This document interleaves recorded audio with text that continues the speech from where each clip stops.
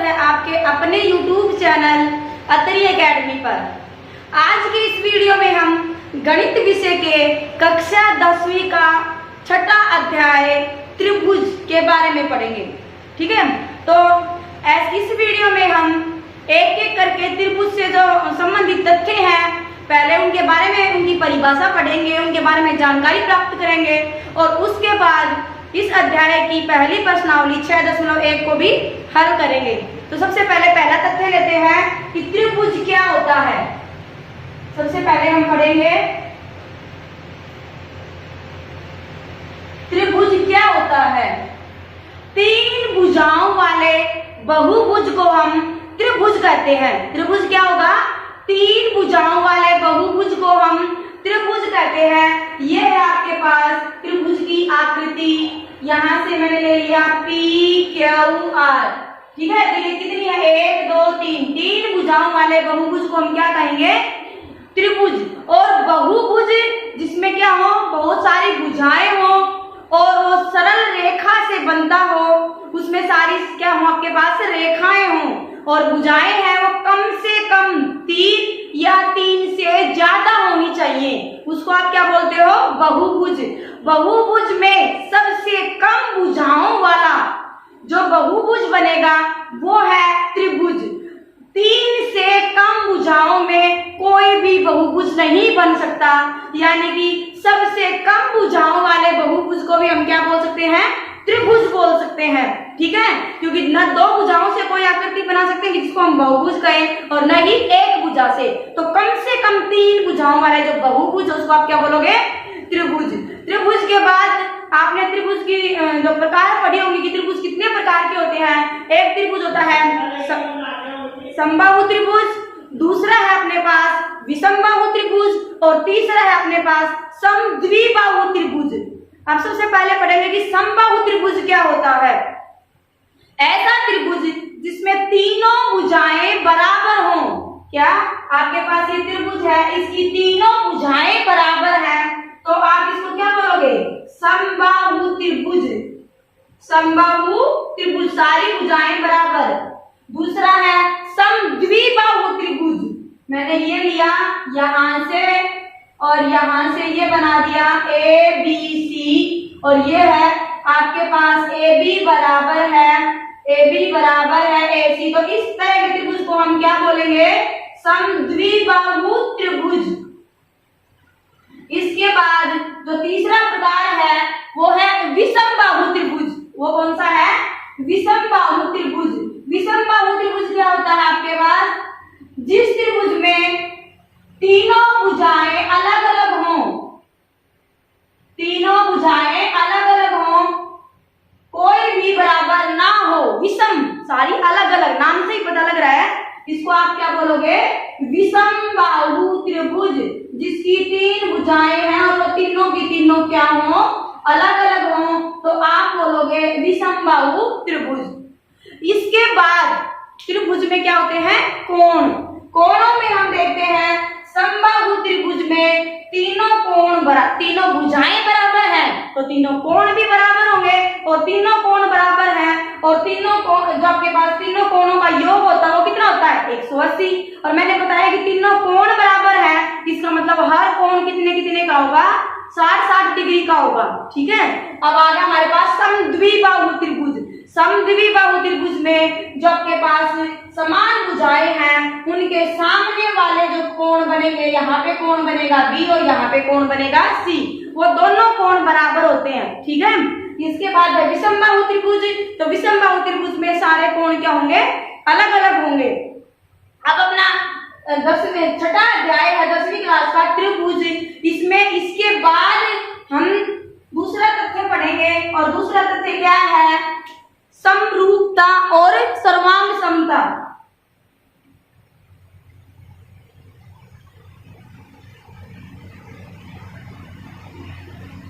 आपने 9वीं कक्षा में पढ़ा है सर्वांग समता। इसके बारे में थोड़ी सी जानकारी लेते हैं कि सर्वांग समता एक बार याद कर ले कि सर्वांग समता क्या होती है।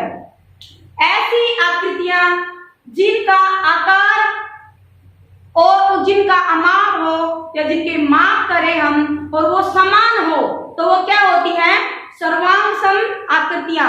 जैसे मैंने त्रिभुज की बात की तो त्रिभुज है, त्रिभुज में तीनों भुजाएं बराबर हो। आपने याद होगा कि आपने क्या पढ़ा था, भुजा और यहां से कोण भुजा। फिर इसके बाद आपने क्या पढ़ा था, भुजा कोण भुजा है या फिर क्या हो, भुजा भुजा भुजा। इस तरह से हमने 3-4 इसमें नियम पढ़े थे कि ये नियम वाली जो त्रिभुज होती है वो क्या होती है, सर्वांग सम त्रिभुज।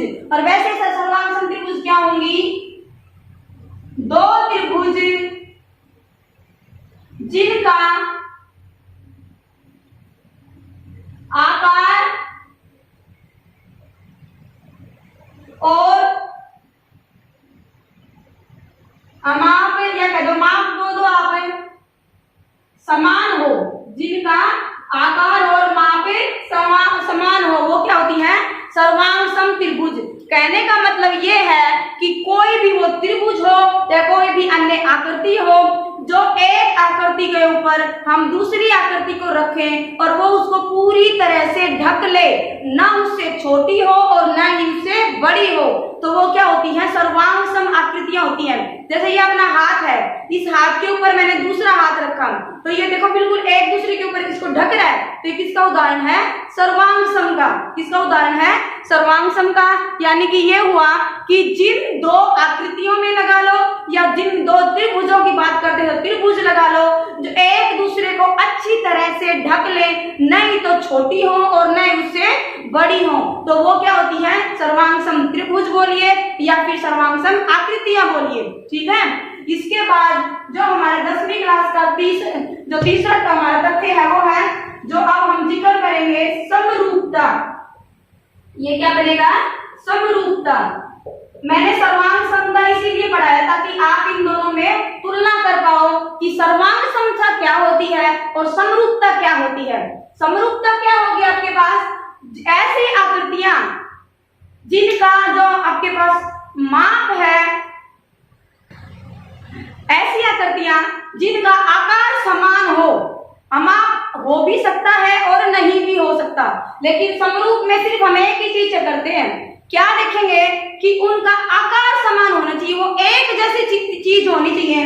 जैसे मैंने कहा यहां से एक मैंने ये त्रिभुज बना दिया और दूसरा भी त्रिभुज ये वाला बना दिया, ये ले लिया मैंने PQR और इसको मैंने ले लिया XYZ, तो दोनों क्या है, ये त्रिभुज है। त्रिभुज है भाई, हम इसको क्या बोलेंगे, ये समरूप है। क्या है, ये समरूप है। तो इनको आपके पास क्या होना चाहिए, आकार समान होना चाहिए। यहाँ से कि ये दोनों एक, ऐसा नहीं है कि मैंने एक तो त्रिभुज ले ली और दूसरा ले लिया मैंने यहां से वृत्त ले लिया, ठीक है, और मैं कहूं ये त्रिभुज और ये वृत्त क्या है, समरूप है, तो इनको हम समरूप नहीं बोलेंगे।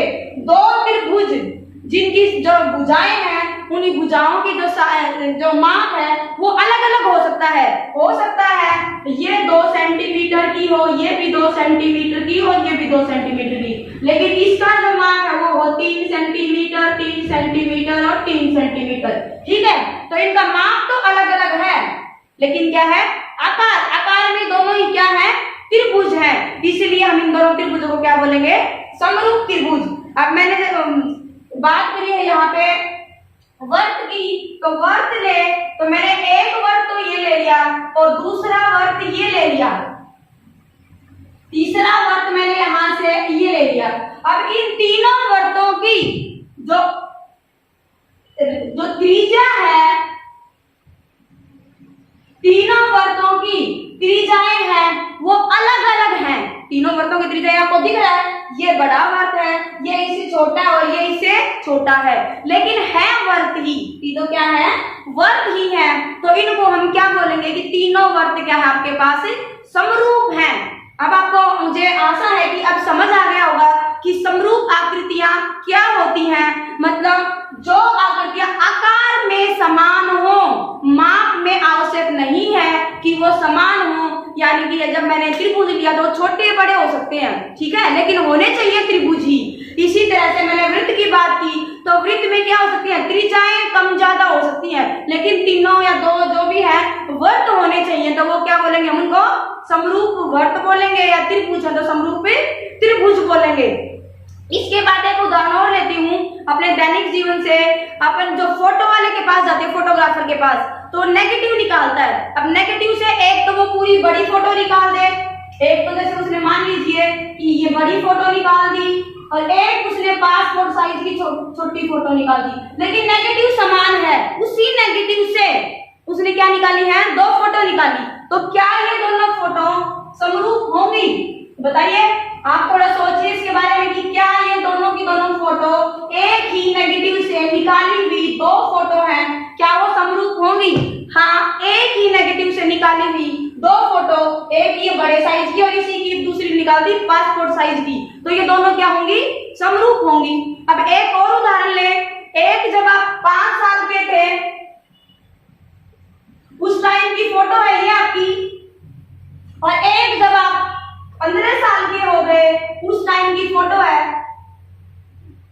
ये माप में बिल्कुल समान है, इसका जितना माप है इतना इसका माप है, तो क्या ये दोनों फोटो हैं, क्या आप इन दोनों को समरूप बोलेंगे? क्या ये है 5 वर्ष की और ये है 15 वर्ष के थे तब ये दो फोटो खींची हुई आपकी। अब इन दोनों को दिखाएं हम और कहें कि क्या ये दोनों फोटो समरूप हैं? नहीं। क्या आपका उत्तर क्या होगा? नहीं। क्यों? इसमें आप बिल्कुल छोटे थे उस समय की फोटो है तो उसमें आप अलग मिलोगे, और जो 15 साल के थे इसमें आप बड़े हो गए उस टाइम की फोटो है, तो माप तो क्या है इसमें यहाँ पे समान है, लेकिन क्या होगा, आकार समान नहीं हुआ। इसमें क्या हुआ, आकार समान नहीं हुआ।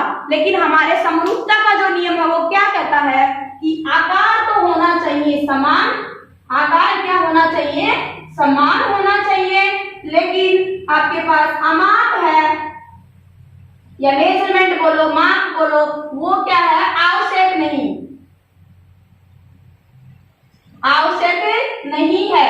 तो क्या है यहाँ पर, तो क्या हो गया, आकार ये अलग अलग हो गया। ये आप 5 साल के छोटे थे उस समय की फोटो है और ये है 15 साल के की फोटो, तो क्या आप इन दोनों को समरूप बोलोगे? नहीं। लेकिन जब एक ही नेगेटिव से दो अलग अलग आकार की फोटो निकाल दी तो क्या ये समरूप है? तो आप इन दोनों को क्या बोलोगे? हाँ, ये क्या है, समरूप है। नेगेटिव एक ही है, एक ही समय की फोटो है, चाहे वो दोनों या 5 वर्ष के थे उस समय की हो या फिर दोनों ही 15 वर्ष के थे उस समय की हो, लेकिन होनी चाहिए सेम, उसमें आकार से समान होना चाहिए। एक ही समय की फोटो हो, चाहे वो छोटी बड़ी हो, एक पासपोर्ट साइज और एक जो नॉर्मल अपनी फोटो होती है वो हो, तो आप इसको क्या बोलोगे कि हाँ ये समरूप है। ठीक है। अभी एक सर्वांग समता पढ़ी थी, उसमें क्या था, सर्वांग समता में आपने क्या, ये तो है समरूपता, ये तो है समरूपता, और दूसरी अभी हमने जिक्र किया था सर्वांग समता। तो सर्वांग समता में क्या था, आकार भी समान होना चाहिए और अमाप भी समान होना चाहिए, उनका जब मापे तो वो भी समान होना चाहिए। दोनों हो तो बनेगी सर्वांग और एक हो तो बनेगी समरूप। आप मुझे ये बताइए कि क्या सभी समरूप आकृतियां सर्वांग सम होंगी? जो समरूप है वो सर्वांग सम होंगी या नहीं? नहीं। क्यों? क्योंकि सर्वांग समता के लिए दो है आपके पास यहाँ पे नियम और वो दोनों पूरे होने चाहिए, लेकिन समरूपता के लिए तो एक ही नियम लागू होता कि आकार समान होना चाहिए। इसका मतलब सभी समरूप आकृतियां सर्वांग सम नहीं होंगी, लेकिन जो सर्वांग सम आकृतियां हैं वो क्या हो सकती हैं, समरूप होंगी। आपके पास सर्वांग सम जो है वो क्या होंगी, समरूप, क्योंकि सर्वांग सम में क्या है, दो नियम है और समरूपता में एक नियम है कि आकार समान होना चाहिए। तो क्या बन जाएगा आपके पास, यहाँ से सारी जो सर्वांग सम आकृतियां वो समरूप होंगी, लेकिन सारी समरूप आकृतियां सर्वांग सम नहीं होंगी। ठीक है। अब हम सर्वांग समता के जो विषय है आपके पास, इसको थोड़ा और ज्यादा अच्छे से समझने के लिए ये क्रियाकलाप देखते हैं। ये क्रियाकलाप क्या है, सबसे पहले हम एक छत पे, इस क्रियाकलाप के अंदर सबसे पहले क्या किया हमने, एक छत पे O बिंदु लिया है। देखिए आप यहाँ पे O बिंदु में हमने एक बल्ब को लटका दिया यहाँ पे। ठीक है। इसके बाद उस बल्ब के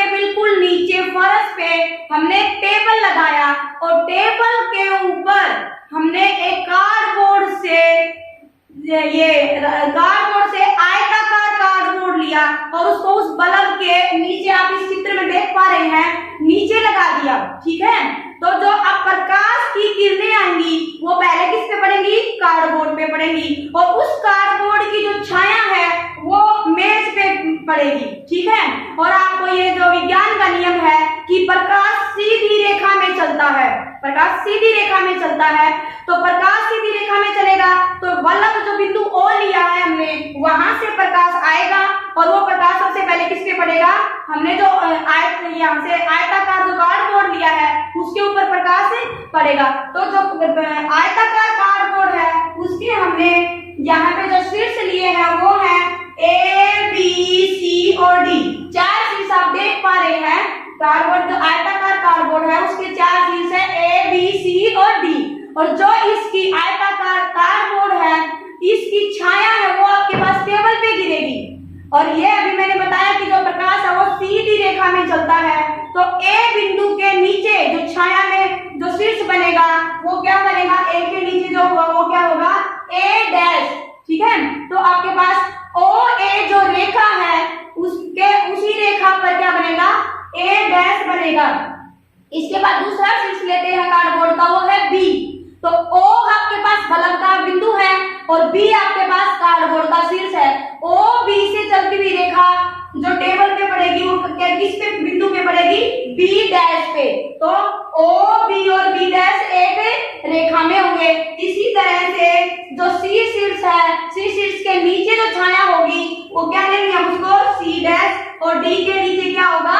डी डैश। तो यहाँ से आपके पास एक तो आयत बना ए बी सी डी जो कार्डबोर्ड है, और उसी के नीचे छाया के रूप में आपके पास दूसरा आयत क्या बनेगा?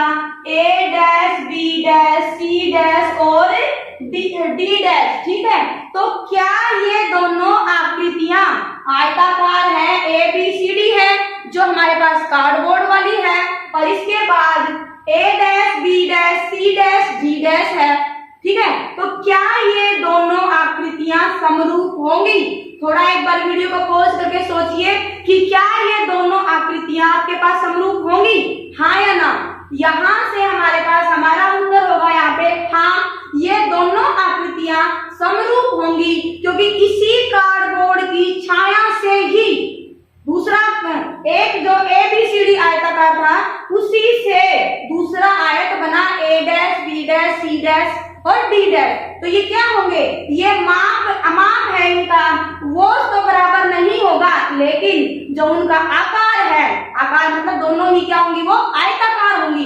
तो दोनों आकार समान हो गया।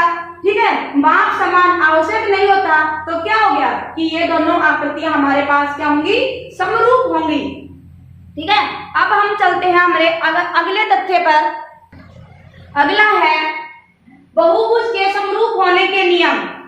क्या है कि दो बहुभुज लिए हमने और वो समरूप होंगे तो उसके क्या क्या नियम होंगे? क्या क्या नियम पूरी करेंगे तो उन दोनों बहुभुज को हम क्या बोले? समरूप बोले। तो यहाँ से भुजाओं में समान संख्या वाले जो भुजाएं हैं उनकी समान संख्या हो तो ऐसे दो बहुभुज समरूप कब होंगे? मैं एक बार लिख के बता देती हूँ। भुजाओं में समान संख्या वाले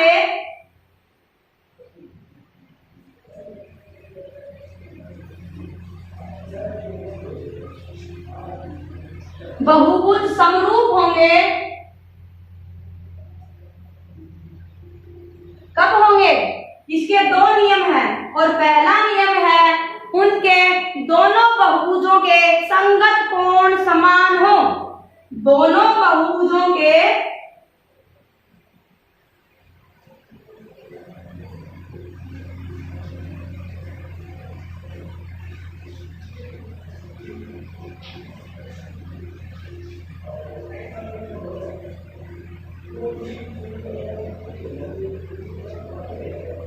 और दूसरा नियम है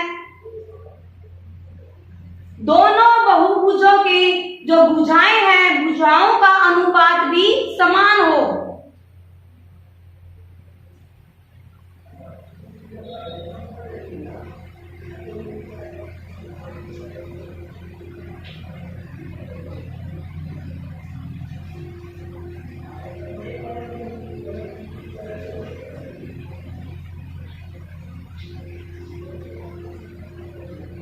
मैंने यहाँ पे इसको ध्यान से पढ़ी है, बहुभुजों में भुजाओं का अनुपात, भुजाएं समान नहीं, भुजाओं का अनुपात समान हो।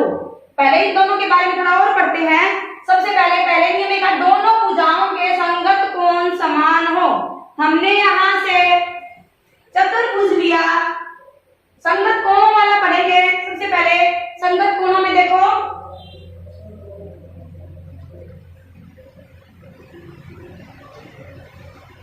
और ये है चतुर्भुज PQRS, ठीक है। और इसका माप है, ये है 3 सेंटीमीटर और ये है 2 सेंटीमीटर।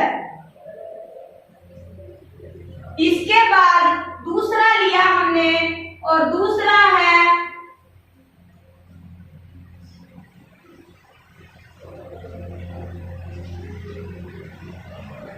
ये X, Y, Z और W ले लिया मैंने, ठीक है। अब यहाँ से ये कोण है, ये 90 डिग्री के नहीं है, ये तो बिल्कुल सीधा आयत है। ये क्या आपके पास आयत है, और इसकी भी जो माप है वो समान होगा। ये 3, 2, ये भी 3 होगी और ये भी 2 मान लीजिए। लेकिन ये क्या है आपके पास, इसके सारे कोण क्या है, असमान है, यानी यहाँ पे 90 डिग्री का कोई भी कोण नहीं है, और इसके अंदर क्या है आपके पास 90 डिग्री के कोण है। तो आप क्या कहोगे, क्या ये दोनों आकृतियां समरूप हैं?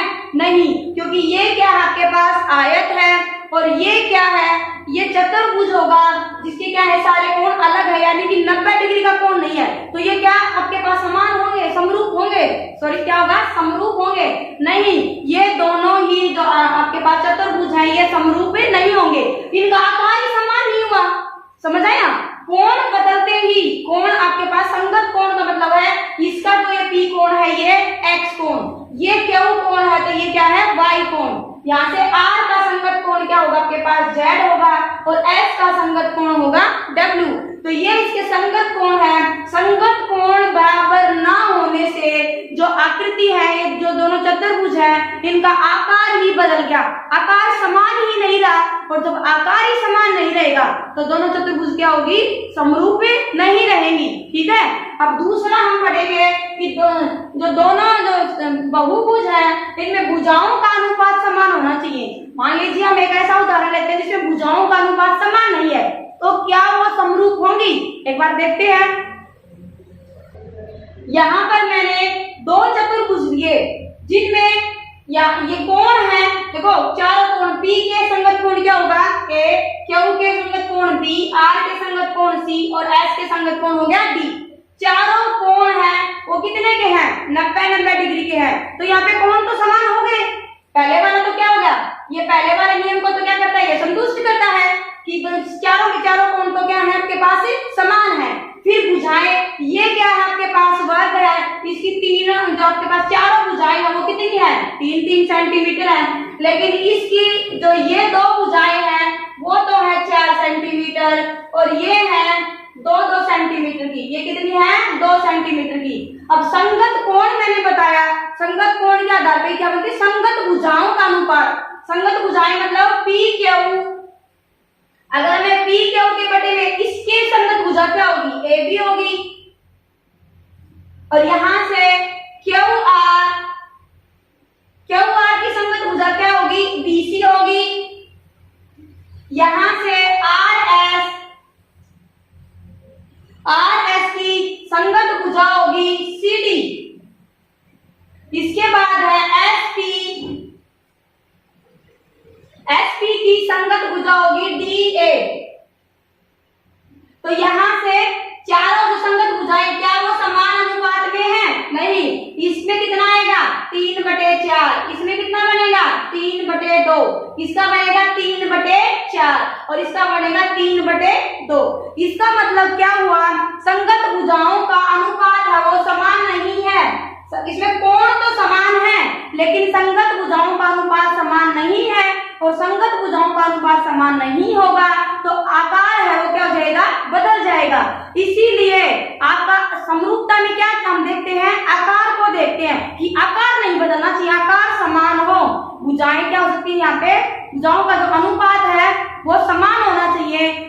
जैसे हमने ये ले लिया, यहाँ से एक वर्ग भी लिया, ये एक वर्ग ले लिया और दूसरा वर्ग मैंने ये लिया, तो क्या हुआ, यहाँ से है तो दोनों वर्ग ही ना, संगत कोण भी बराबर है। यहाँ से आप मान लीजिए ये 2-2 सेंटीमीटर के हैं सारे और ये 3-3 सेंटीमीटर का है।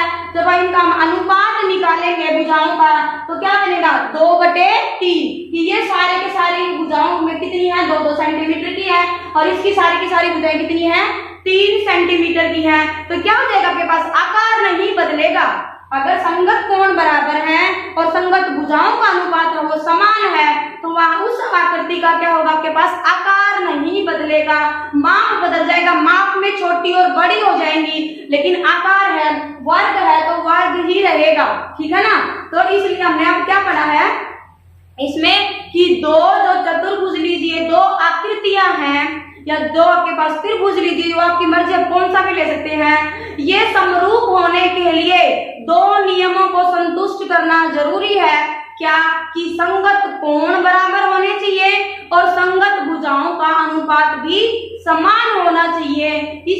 अगर ये दोनों चीजें हैं तो क्या होगा, वो दो आकृतियां चाहे त्रिभुज हो चाहे चतुर्भुज हो वो दोनों क्या होंगी, समरूप होंगी, और नहीं तो वो दोनों की दोनों आकृतियां समरूप नहीं होंगी। अब हम करते हैं इसकी पहली प्रश्नावली 6.1। प्रश्नावली 6.1 है। पहला सवाल होगा, कोष्ठक में दिए गए शब्दों में से सही शब्दों का प्रयोग करते हुए रिक्त स्थान भरो। पहला भाग है, सभी वृत्त रिक्त स्थान है होते हैं क्या, समरूप होते हैं या सर्वांग होते हैं। सभी वृत्त समरूप होंगे या सर्वांग सम। अब देखिए मैंने एक वृत्त ये बना दिया और दूसरा वृत्त है ये बना दिया, तो ये बताइए क्या ये सर्वांग सम है। सर्वांग सम का क्या होना चाहिए, आकार भी समान होना चाहिए और माप भी समान होना चाहिए। तो ये आकार में तो समान है कि दोनों ही वृत्त हैं, लेकिन क्या ये माप में समान है, इसकी त्रिज्या कम है और इसकी त्रिज्या क्या है, ज्यादा। और सर्वांग समता के लिए क्या होनी चाहिए, दो आकृतियां हैं तो वो एक दूसरे को बिल्कुल अच्छे से ढक ले, ठीक है, वो होती है आपके पास सर्वांग सम, कि एक के ऊपर दूसरी को रखे तो न ही कोई छोटी हो न ही कोई बड़ी हो, एक दूसरे को ढकने वाली दो आकृतियां क्या होती हैं आपके पास, सर्वांग सम होती हैं। तो यहाँ से क्या हम इनको सर्वांग सम बोलेंगे, नहीं, सभी वृत्त सर्वांग सम नहीं होते लेकिन समरूप होते हैं। क्यों, क्योंकि सभी वृत्त हैं तो आकार क्या हो गया, समान हो गया। त्रिज्या अलग अलग होने से तो क्या हो जाएगा, आपके पास छोटे बड़े हो जाएंगे, माप में छोटे बड़े हो जाएंगे, लेकिन आकार में क्या है, सभी वृत्त है। तो आप इस खाली स्थान में क्या करेंगे, समरूप, इसमें क्या आएगा, समरूप। अब अगला है, सभी वृत्त खाली स्थान होते हैं, समरूप होते हैं, सर्वांग सम। अब ऐसे इसका भी सेम उदाहरण ले लीजिए, ये एक वर्ग ले लिया मैंने PQRS और दूसरा ले लिया ये ABC और D। तो क्या ये सर्वांग सम है, किस वर्ग को उठाएंगे और इसको उठा के इसके ऊपर रखेंगे तो क्या ये एक दूसरे को ढकेंगे, नहीं, बिल्कुल नहीं। इनका आकार क्या है, समान है लेकिन माप है वो अलग अलग है, तो इनको आप कैसे वर्ग बोलोगे, समरूप वर्ग होंगे, इसमें भी क्या आएगा, समरूप। अगला है, सभी खाली स्थान त्रिभुज समरूप होते हैं। किस तरह के त्रिभुज समरूप होंगे, समबाहु। समबाहु मीन्स सम मीन्स समान और बाहु मीन्स भुजाओं वाले।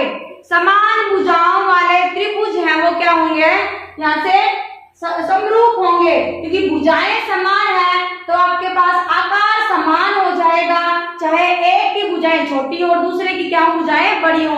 एक मैंने त्रिभुज ले लिया जो समबाहु है और उसको तीनों भुजाएं हैं, वो है 2-2 सेंटीमीटर की PQR और ये है 2-2 सेंटीमीटर की तीनों भुजाएं। और दूसरा समबाहु त्रिभुज ले लिया और इसकी है 4 सेंटीमीटर की तीनों चर्चा की, ये भी तीनों क्या है, बराबर है भुजाएं। तो क्या हो गया, यहाँ से आकार क्या है आपके पास, समान है, और यहाँ से माप अलग अलग है, तो क्या हो जाएंगी, समरूप।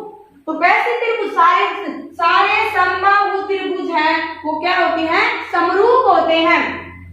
इसके बाद भुजाओं की समान संख्या वाले बहुभुज समरूप होते हैं। इसने खुद कहा है कि जिसमें समान संख्या वाले बहुभुज होंगे वो क्या होंगे, समरूप होंगे, यदि उनके संगत कोण खालिस्तान हो, कि उनके संगत कोण कैसे होने चाहिए, और उनकी संगत भुजाएं खालिस्तान हो। तो संगत, अभी हमें आपने वीडियो को ध्यान से देखा होगा तो आपको इसका उत्तर जरूर पता होगा, क्या कि समान संख्या वाले बहुभुज समरूप होते हैं यदि उनके संगत कोण बराबर हो और उनकी संगत भुजाएं समानुपाती हों। ठीक है, संगत कोण बराबर होने चाहिए और संगत भुजाएं समान अनुपात में होनी चाहिए, और समान अनुपात की जगह पे यहाँ पे क्या है, समानुपाती। तो यहाँ पे आएगा आपके पास बराबर, और यहाँ पे इस रिक्त स्थान में आएगा समानुपाती। ठीक है, अब क्वेश्चन जो आपके पास अगला प्रश्न है, सवाल 2, निम्न में से भिन्न उदाहरण दो। समरूप आकृतियां, दो ऐसे उदाहरण लेने हैं जिसमें क्या होना, आकृतियां समरूप हो। तो आप पहली ले लीजिए,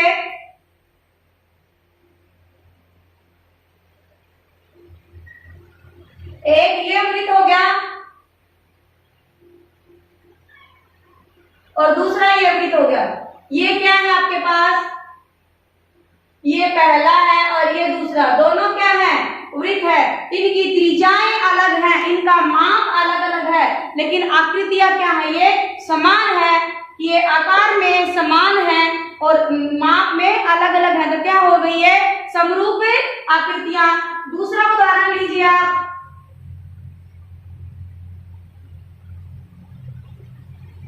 एक ये वर्ग ले लो, पी क्यू आर एस का,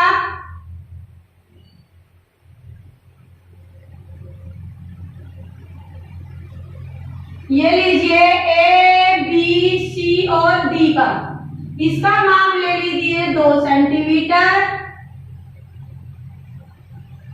और इसका ले लीजिए यहां से 5 सेंटीमीटर।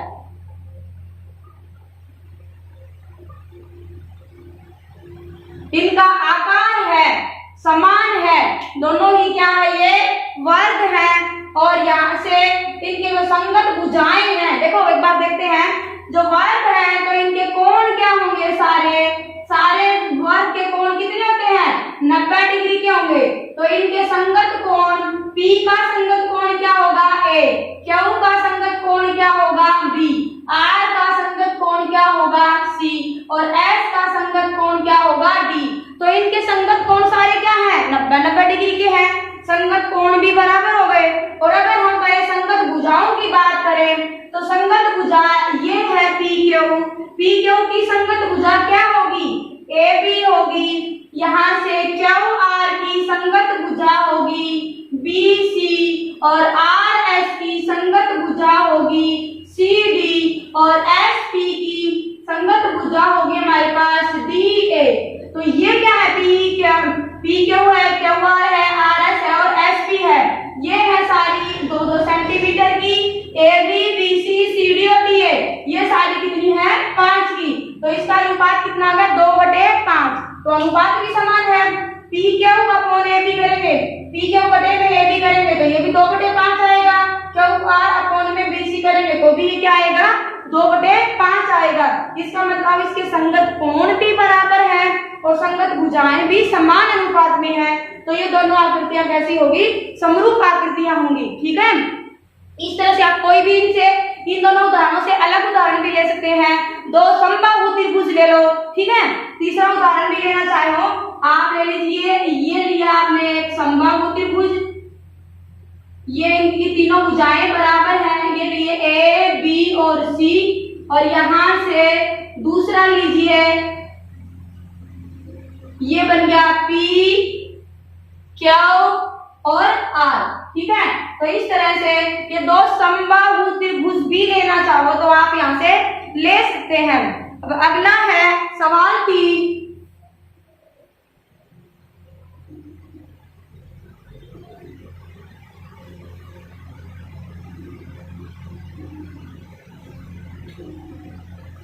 सवाल 3 में दोनों दे रखे हैं, यहाँ से चतुर्भुज दे रखे हैं। दोनों क्या हैं? चतुर्भुज हैं। चतुर्भुज में सबसे पहले अगर हम भुजाओं की बात करें तो संगत भुजाएं हैं PQ बटे में AB, और इसका अनुपात कितना है? 1/5/3। दूसरी है हमारे पास QR के बटे में करें हम CB, तो कितनी है? 1/5/3। तीसरी करेंगे यहाँ से RS बटे CD, और ये भी है 1/5/3। और अगली आ जाएगी SP बटे में DA, और ये भी है 1/5/3। ठीक है, 1/5 को करेंगे तो यहाँ से 1 और ये आ जाएगा 2। 1/5 का अगर हम 2 से गुना करें तो कितना बनता है? 3। तो इनका अनुपात, सबका अनुपात कितना बना?